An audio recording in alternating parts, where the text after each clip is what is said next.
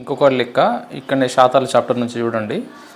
బియ్యం ధర 25% తగ్గడం వల్ల ఒక వ్యక్తి తన వినియోగంలో ఎంత శాతం పెంచుకోగలడు? అంటే ఖర్చులో ఎటువంటి మార్పు లేదు.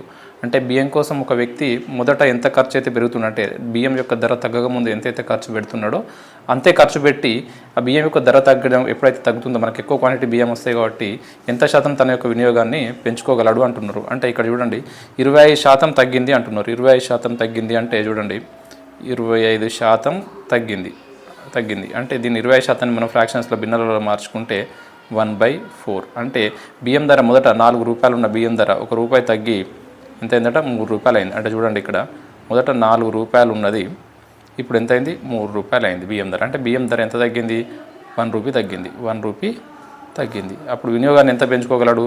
సేమ్ 1 రూపీయే పెంచుకోగలడు. అంటే మొదట 3 కిలోలు ఎగ్జాంపుల్ వాడుతున్న బియ్యం ఇప్పుడు ధర తగ్గడం వల్ల 4 కిలోలు వాడగలరు. అంటే ఎంత పెంచుతున్నాడు? ఒకటి పెంచుతున్నాడు అంటే ఒకటి పెరిగింది. ఎంత నుంచి? 3 నుంచి పెరిగింది. అంటే 1/3 అంటే 33.33% బియ్యాన్ని తను ఎక్కువగా వినియోగించగలడు బియ్యం ధర 20% తగ్గడం వల్ల.